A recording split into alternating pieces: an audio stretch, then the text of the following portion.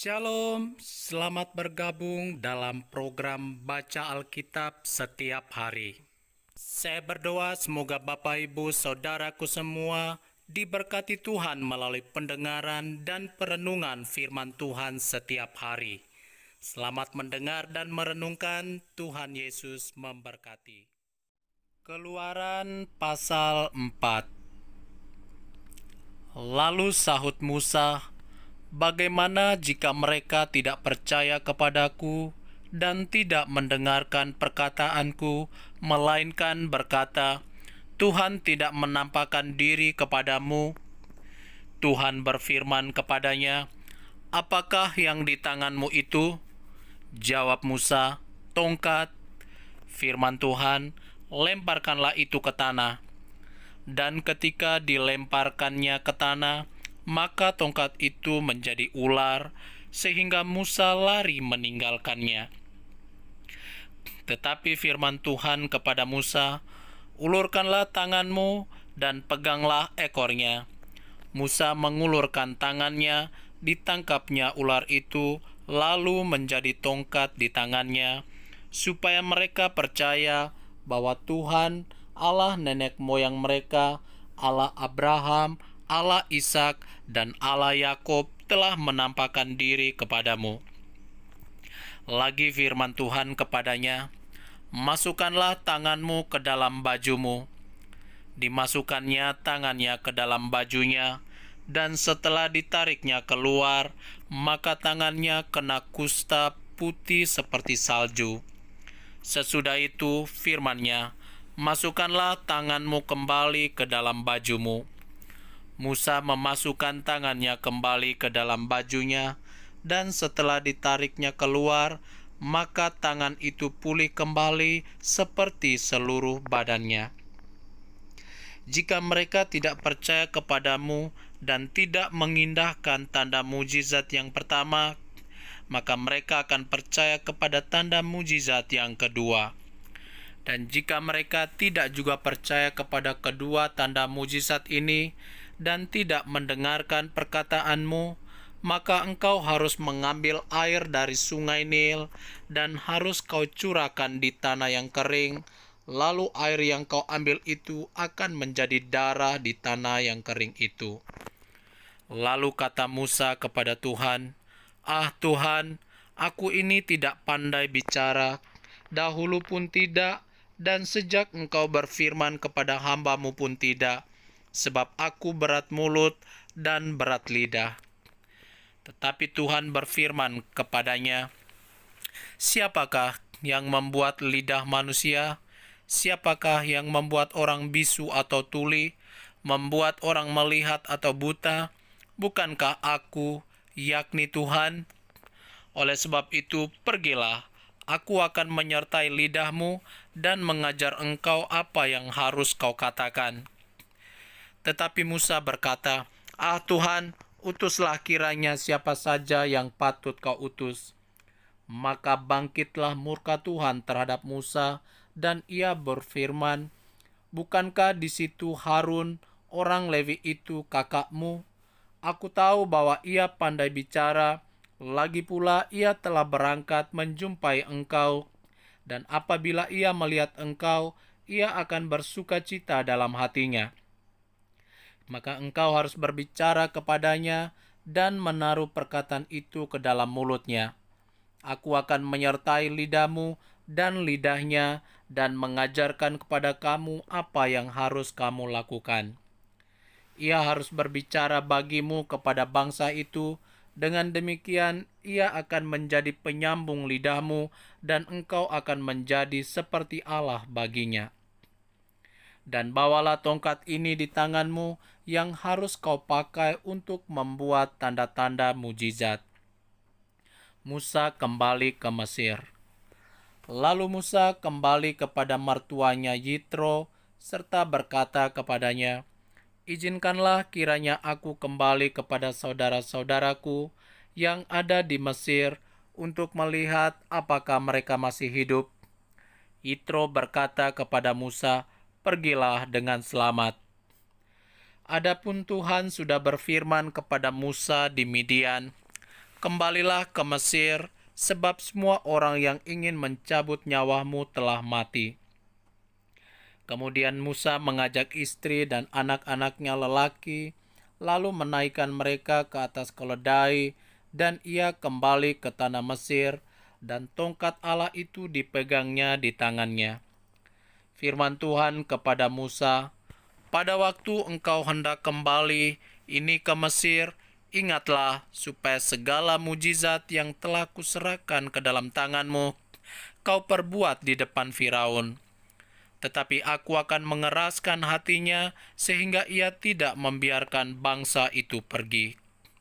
Maka engkau harus berkata kepada Firaun, 'Beginilah firman Tuhan, Israel ialah anakku, anakku yang sulung.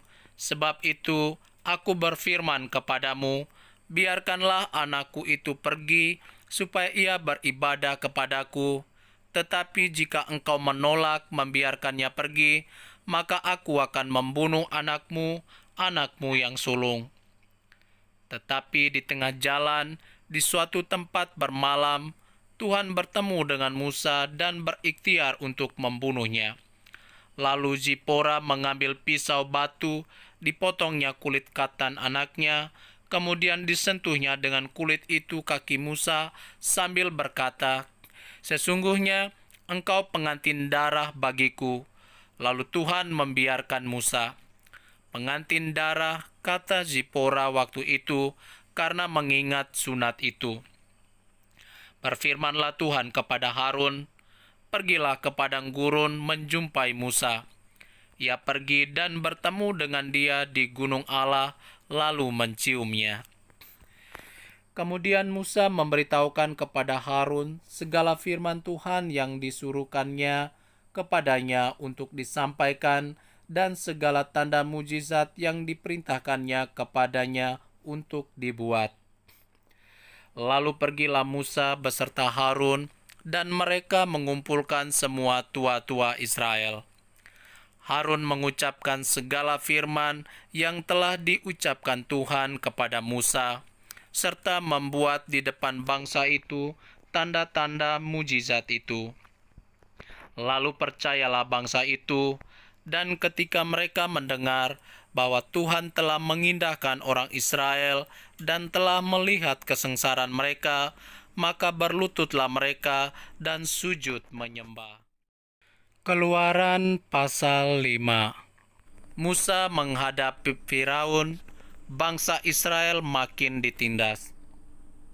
Kemudian Musa dan Harun pergi menghadap Firaun, lalu berkata kepadanya, "Beginilah firman Tuhan Allah Israel, biarkanlah umatku pergi untuk mengadakan perayaan bagiku di padang gurun."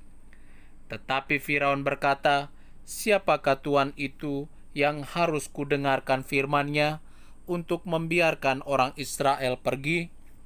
Tidak kenal aku Tuhan itu, dan tidak juga aku akan membiarkan orang Israel pergi." Lalu kata mereka, "Allah orang Ibrani telah menemui kami. Izinkanlah kiranya kami pergi ke padang gurun 3 hari perjalanan jauhnya untuk mempersembahkan korban kepada Tuhan Allah kami, supaya jangan nanti mendatangkan kepada kami penyakit sampar atau pedang." Tetapi Raja Mesir berkata kepada mereka, "Musa dan Harun, mengapakah kamu bawa-bawa bangsa ini melalaikan pekerjaannya? Pergilah melakukan pekerjaanmu." Lagi kata Firaun, "Lihat, sekarang telah terlalu banyak bangsamu di negeri ini. Masakan kamu hendak menghentikan mereka dari kerja paksanya?" Pada hari itu juga, Firaun memerintahkan kepada pengerah-pengerah bangsa itu dan kepada mandor-mandor mereka sendiri, "Tidak boleh lagi kamu memberikan jerami kepada bangsa itu untuk membuat batu bata seperti sampai sekarang. Biarlah mereka sendiri yang pergi mengumpulkan jerami, tetapi jumlah batu bata yang harus dibuat mereka sampai sekarang, bebankanlah itu juga kepada mereka, dan jangan menguranginya, karena mereka pemalas." Itulah sebabnya mereka berteriak-teriak, "Izinkanlah kami pergi mempersembahkan korban kepada Allah kami." Pekerjaan orang-orang ini harus diperberat, sehingga mereka teriak kepada pekerjaannya dan jangan mempedulikan perkataan dusta. Maka para pengerah bangsa itu dan para mandornya pergi dan berkata kepada mereka, "Beginilah kata Firaun, aku tidak memberi jerami lagi kepadamu. Pergilah kamu sendiri mengambil jerami di mana saja kamu mendapatnya, tetapi pekerjaanmu sedikit pun tidak boleh kurang." Lalu berseraklah bangsa itu ke seluruh tanah Mesir untuk mengumpulkan tunggul gandum sebagai pengganti jerami. Dan pengerah-pengerah itu mendesak mereka dengan berkata, "Selesaikan pekerjaanmu, yaitu tugas sehari seperti pada waktu ada jerami."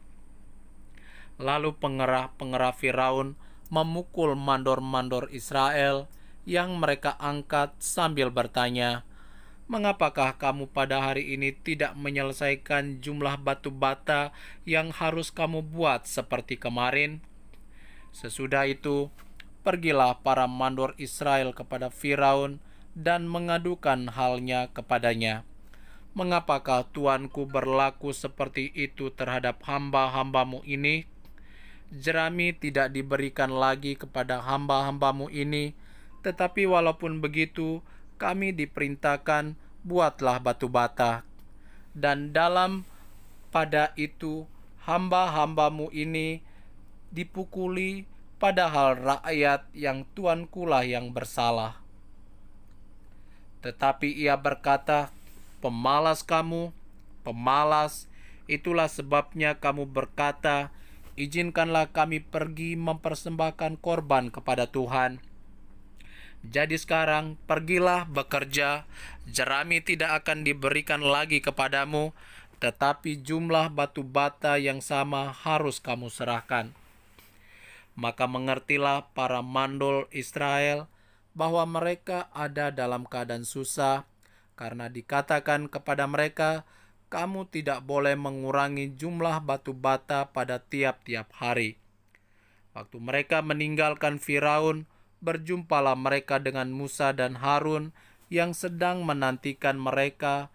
Lalu mereka berkata kepada keduanya, "Kiranya Tuhan memperhatikan perbuatanmu dan menghukumkan kamu, karena kamu telah membusukkan nama kami kepada Firaun dan hamba-hambanya, dan dengan demikian kamu telah memberikan pisau kepada mereka untuk membunuh kami."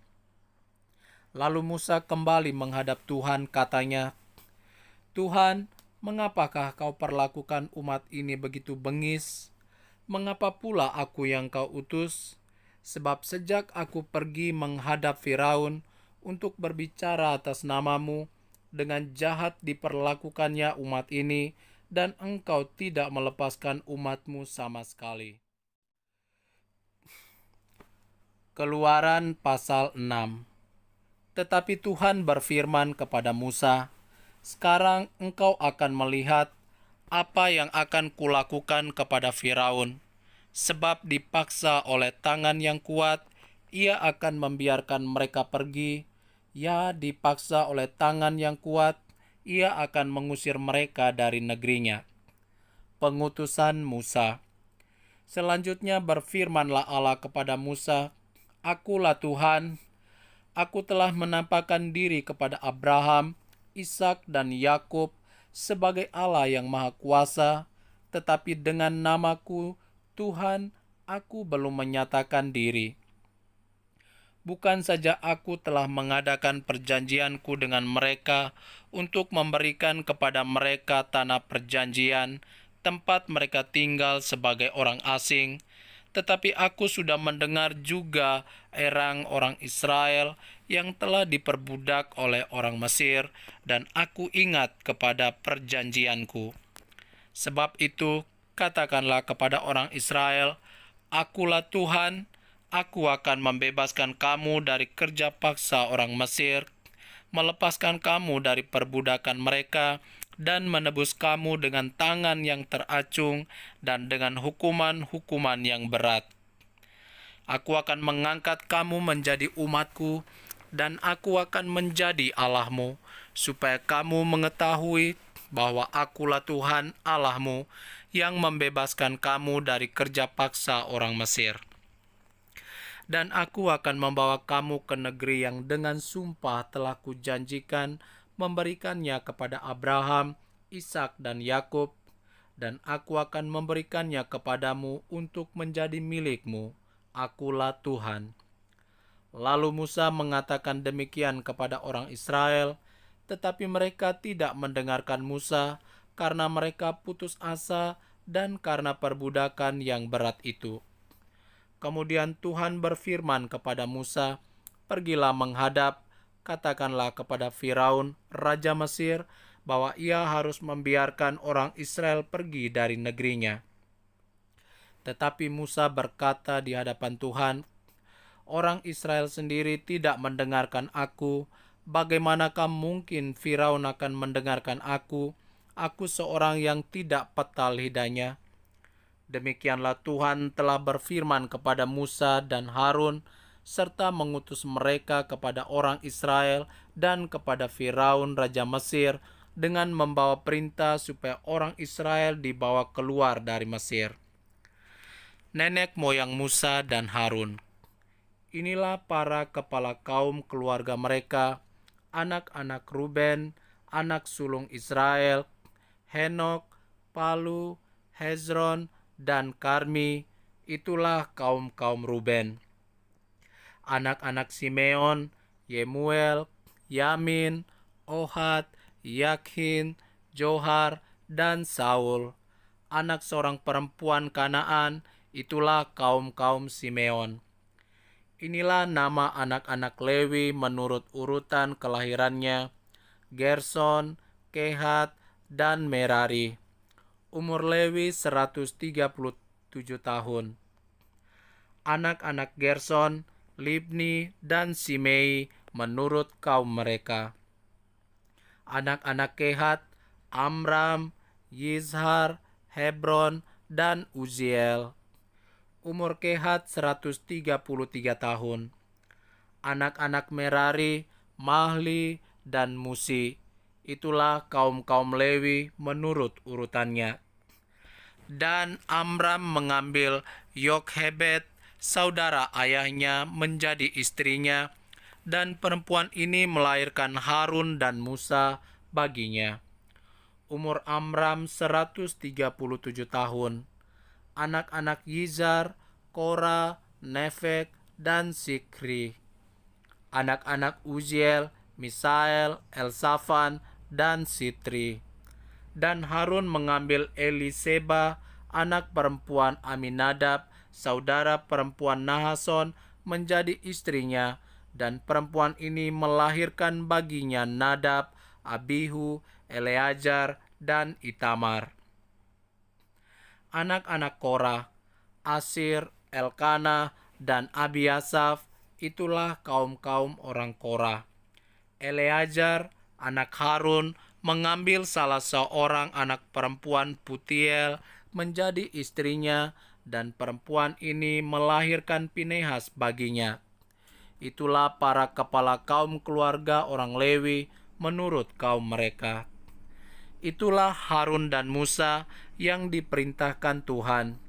Bawalah orang Israel keluar dari tanah Mesir menurut pasukan mereka. Merekalah yang berbicara kepada Firaun, Raja Mesir, supaya mereka membawa orang Israel keluar dari Mesir. Itulah Musa dan Harun. Musa menghadap Firaun. Pada waktu Tuhan berfirman kepada Musa di tanah Mesir, Tuhan berfirman kepadanya, "Akulah Tuhan, katakanlah kepada Firaun, Raja Mesir, segala yang kufirmankan kepadamu." Tetapi Musa berkata di hadapan Tuhan, "Bukankah aku ini seorang yang tidak peta lidahnya? Bagaimanakah mungkin Firaun akan mendengarkan aku?" Yesus berikan hidupnya bagi di